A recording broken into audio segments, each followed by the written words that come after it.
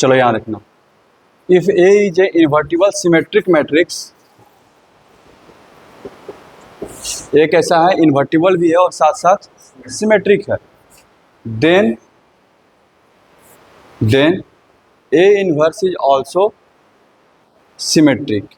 तो जो आप ए इनवर्स निकालिएगा वो भी कैसा मैट्रिक्स होगा, सिमेट्रिक होगा। ठीक है तो यानी कि प्रूफ लिख रहे हैं, पहले आपको गिवन क्या क्या है, बोल रहा है कि ए इन्वर्टिबल मैट्रिक्स है। ठीक है, गिवन का अगर बात किया जाए, A is an invertible matrix and A transpose equal to A. Symmetric का मतलब क्या होता है कि ए ट्रांसपोज करने पर यही आ जाए, ए ट्रांसपोज इक्वल टू ए। ठीक है, ठीक है, तो हमको प्रूफ करना है कि ए इन्वर्स में सिमेट्रिक होगा। ठीक है, तो ए इन्वर्स का ट्रांसपोज निकालते हैं, क्या होगा, नाउ ए इन्वर्स लिए हैं, इसका ट्रांसपोज निकाल रहे हैं, देखते हैं क्या आता है। तभी हम लोग पढ़े हैं कि ए इन्वर्स का जो ट्रांसपोज होगा, ठीक है, अभी हम लोग फॉर्मूला पढ़े हैं कि वो ए ट्रांसपोज का क्या होगा, इन्वर्स के इक्वल होगा। और यहाँ पर गिवन क्या है, ए ट्रांसपोज किसके बराबर है, ए के।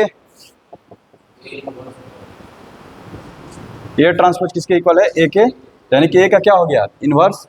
यानी कि ए इन्वर्स का ट्रांसपोज निकालें तो ए इन्वर्स ही आ गया। तो जिस मैट्रिक्स का ट्रांसपोज निकाले वही मैट्रिक्स आ जाए, तो ऐसा मैट्रिक्स को क्या बोलते हैं, सिमेट्रिक। यहाँ से प्रूफ हो गया ना, A inverse is symmetric, A inverse is symmetric.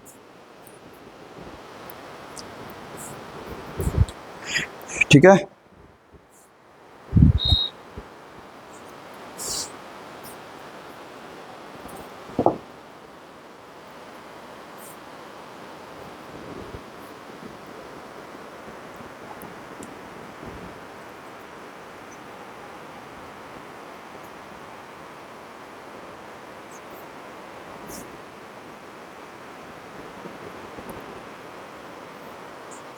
आगे बढ़े, देखना जरा। अब आगे के जो दो थ्योरम्स हैं बहुत इंपॉर्टेंट हैं, बहुत ही ज़्यादा एडजॉइंट पर है।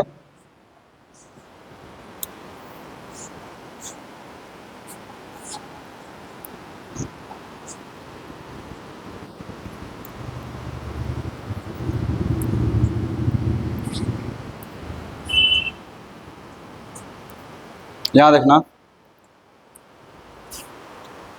यहाँ देखो, थ्योरम है if A and B are, ठीक है, non singular matrices. Non singular मतलब जिसका डिटर्मिनेंट जीरो ना हो।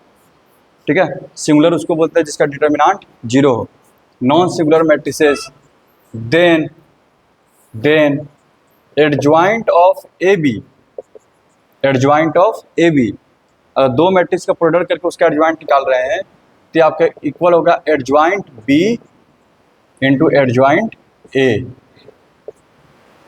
ये भी रिवर्स ऑर्डर में, बस समझ आ रहा है। अगर तीन रहते ए बी सी, तो adjoint of C, adjoint of B, adjoint of A, ऐसे चल, इसको प्रूफ करना। ठीक है, एडजॉइंट ऑफ ए बी को तो क्या प्रूफ करना है, adjoint of B into adjoint of A. देखना इसका प्रूफ कैसे होता है।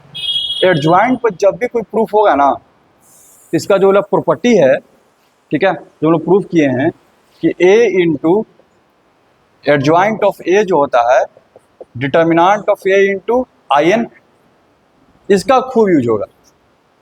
जहाँ कहीं पर एडजॉइंट बेसिस पर क्वेश्चन आप देखिए, तो ये फॉर्मूला तुरंत आ जाना चाहिए। बस समझ आ रहा है ना, कोई दिक्कत। चलो देखना इसको कैसे प्रूव करते हैं।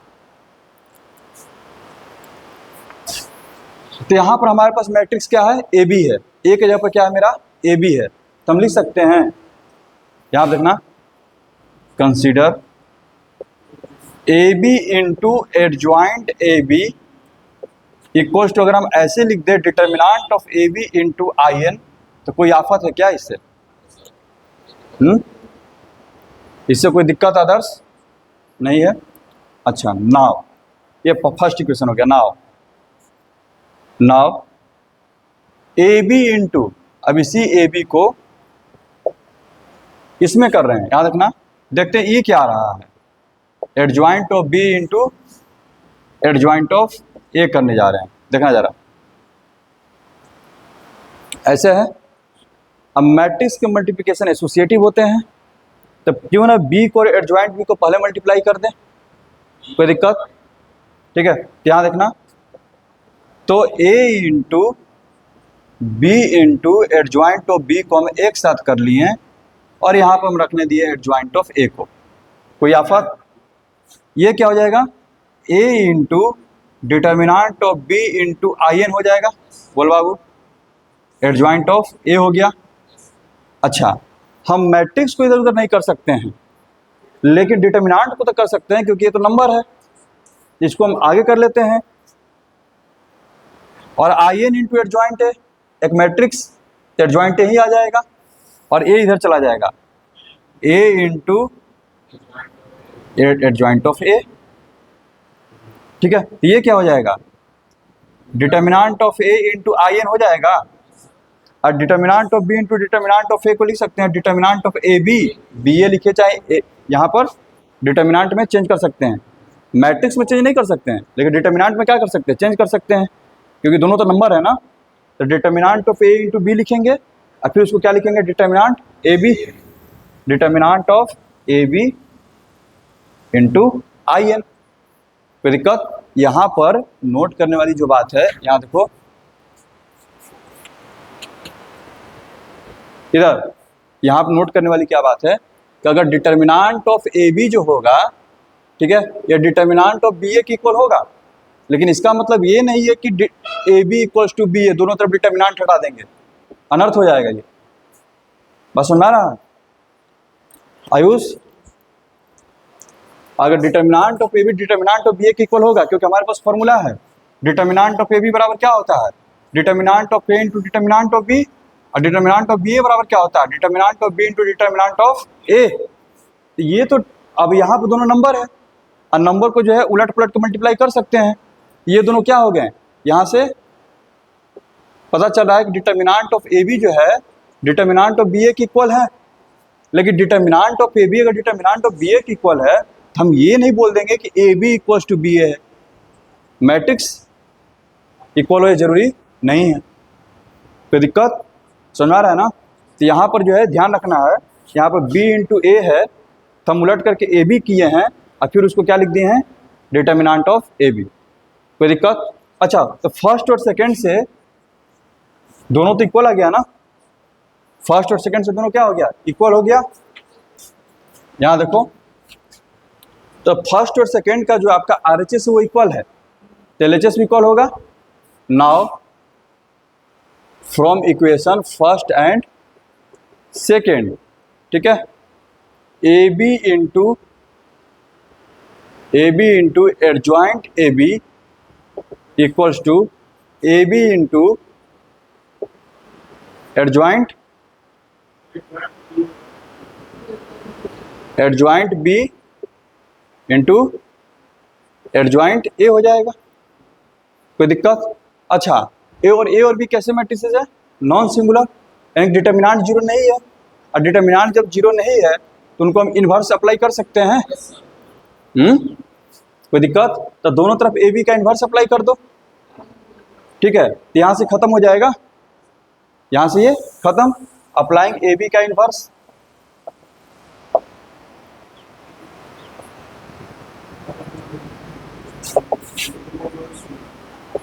डाउट नहीं ना है किसी को? क्योंकि दोनों डिटर्मिनांट अगर जीरो नहीं है तो उनका प्रोडक्ट करने का भी डिटर्मिनांट जो है जीरो नहीं होने वाला है। ठीक है, तो ये पूरा मिलकर क्या हो जाएगा, identity matrix. Identity matrix adjoint of B,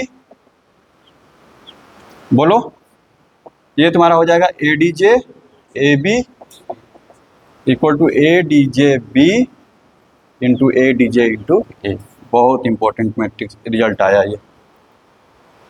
अगर प्रोडक्ट का आप जो है निकालना चाहते हैं एडजॉइंट, ठीक है, तो एडजॉइंट निकाल लीजिए सबका और उसको रिवर्स ऑर्डर में मल्टीप्लिकेशन कर दीजिए। ठीक है,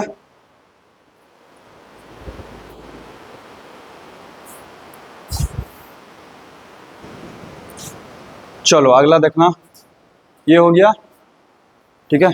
इन्वर्स से ज़्यादा इंपॉर्टेंट एडजॉइंट है, अच्छे अच्छे सवाल बनते हैं इस पर।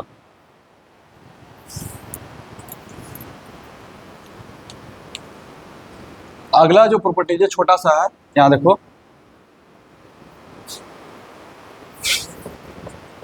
If A is a non singular matrix, non singular matrix, non singular का मतलब determinant of A not equal to 0, then adjoint of A transpose जो होगा, ठीक है, adjoint of A transpose adjoint A के ट्रांसपोज के इक्वल होगा। यानी कि ट्रांसपोज का आप एडजॉइंट निकालिए या फिर एडजॉइंट को ट्रांसपोज निकाल दीजिए, बात बराबर है। बस सुना रहा है, ट्रांसपोज का एडजॉइंट निकालो, कोई मैट्रिक्स है उसका ट्रांसपोज कर ले, उसका एडजॉइंट निकाल रहे हैं, ठीक है। क्या होगा, पोजीशन ही ना चेंज होगा। अब पोजीशन को चेंज करने का काम कौन करता है, ट्रांसपोज करता है। तो वही बोल रहा है कि एडजॉइंट ए का ट्रांसपोज निकाल दीजिए, ठीक है। कैसे करते हैं चलो देखना, इधर प्रूफ, यहाँ देखो, since A is non singular, इसका मतलब ये हो गया determinant of A not equal to 0, इसका मतलब ये हो गया determinant of A transpose not equal to 0। कोई दिक्कत है यहाँ तक, आगे बढ़ें। नाउ एडजॉइंट का कोई भी क्वेश्चन रहेगा, बोल रहे हैं ए इंटू एडजॉइंट ए से सोचना स्टार्ट करो, ए इंटू एडजॉइंट ए, यहाँ देखना, ए इंटू एडजॉइंट ए, ठीक है, तो ऐसे करो, determinant of A into I N हो जाएगा। कोई दिक्कत, बस सुना रहा है। अच्छा, अब क्या करते हैं, हमको ट्रांसपोज पे काम करना है, दोनों तरफ ट्रांसपोज ले लेते हैं, देखना क्या होगा। तो ए इंटू एडजॉइंट ए का ट्रांसपोज बराबर लिख सकते हैं determinant of A into I n का ट्रांसपोज, और इसका ट्रांसपोज यही रह जाएगा क्योंकि डायगोनल मैट्रिक्स है, और डायगोनल मैट्रिक्स का ट्रांसपोज क्या होता है, वही मैट्रिक्स रह जाएगा। इसको हटा देते हैं, बोलो। अच्छा, लेकिन ट्रांसपोज में क्या होता है, उल्टा खुलता है, एक मैट्रिक्स बी है, दूसरा मैट्रिक्स ए है, तो लिख सकते हैं एडजॉइंट ए का ट्रांसपोज इंटू ए ट्रांसपोज।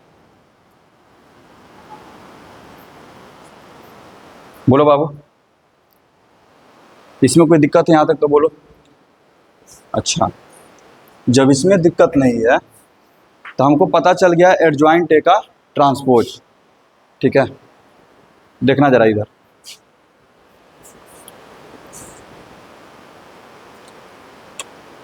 ये मेरा फर्स्ट इक्वेशन बना। और ट्रांसपोज पे जब काम कर ही रहे हैं, डायरेक्ट अगर लिखते तो हम ऐसे लिख सकते हैं क्या, देखना जरा, इसको जरा बोल कंफर्म करो, A transpose into adjoint A का ट्रांसपोज, इधर देखना, equal to A transpose into I n. अगर ऐसे लिखे तो क्या कुछ अनर्थ हो जाएगा, इसमें मैट्रिक्स नहीं है, ट्रांसपोज ले लिए हैं, ए के जगह पर क्या लिए हैं, ए ट्रांसपोज, ए ट्रांसपोज, तो ए ट्रांसपोज का आ जाएगा ऐसे, कोई दिक्कत। और हमको पहले से पता है कि ए ट्रांसपोज का डिटर्मिनेंट और ए का डिटर्मिनेंट क्या होता है, इक्वल होता है, तो इसी बात को आगे बढ़ा रहे हैं। बोलो बाबू, तो फर्स्ट और सेकंड इक्वेशन को जरा देखो, ठीक है। और बेटर रहेगा, एक मिनट बेटर रहेगा, इसको ऐसे लिखो, एडजॉइंट ए का ट्रांसपोज इंटू ए ट्रांसपोज, क्योंकि हमको जरूरत इसका पड़ने वाला है। बोलो, from equation first and second, from equation first and second क्या हो जाएगा, यहाँ देखो, एडजॉइंट, क्योंकि यहाँ पे देखो दोनों इक्वेशन का जो है RHS इक्वल हो चुका है, तो LHS भी इक्वल होगा, यानी कि एडजॉइंट ए का transpose into A transpose equal to adjoint A transpose into A transpose. और ए ट्रांसपोज कैसा मैट्रिक्स है, इनवर्टिबल मैट्रिक्स है, इसको हटा सकते हैं, ठीक है। यानी कि अगला लाइन डायरेक्ट लिख दे रहे हैं, A D J transpose equal to A D J A transpose. सुन में आ रहा है? कोई दिक्कत?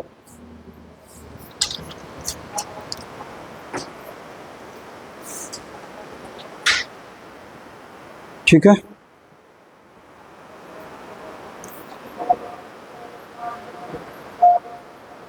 अब इसी से बोला है कि adjoint of A symmetric matrix is adjoint of A symmetric matrix is also symmetric.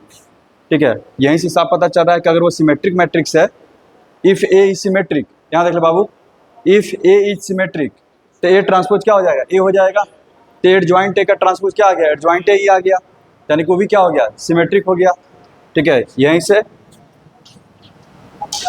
More over when A is symmetric that is A transpose equal to A, यहाँ से क्या आ जाएगा? एडजॉइंट A का ट्रांसपोज इक्वल टू एडजॉइंट है, इसका मतलब A हो गया adjoint A is also symmetric. Adjoint A is also symmetric. अगर ये सिमेट्रिक मैट्रिक्स है तो जो एडजॉइंट ए बनेगा वो भी क्या होगा? सिमेट्रिक मैट्रिक्स होगा। यानी कि अभी तक हमको क्या क्या पता चल गया? अगर ए मेरा अगर सिमेट्रिक मैट्रिक्स है, ठीक है, तो ए प्लस ए ट्रांसपोज सिमेट्रिक हो गया। ठीक है, ए प्लस ए ट्रांसपोज सिमेट्रिक हो गया, ए इन्वर्स सिमेट्रिक हो गया। ठीक है, और ए ट्रांसपोज भी सिमेट्रिक हो गया, और साथ में एडजॉइंट ए भी सिमेट्रिक हो गया। बस सुना गया? कोई दिक्कत? चलो आगे कल कुछ देखा जाएगा। ठीक है, इसमें बनाना जहाँ तक और आगे बनेगा। ठीक है।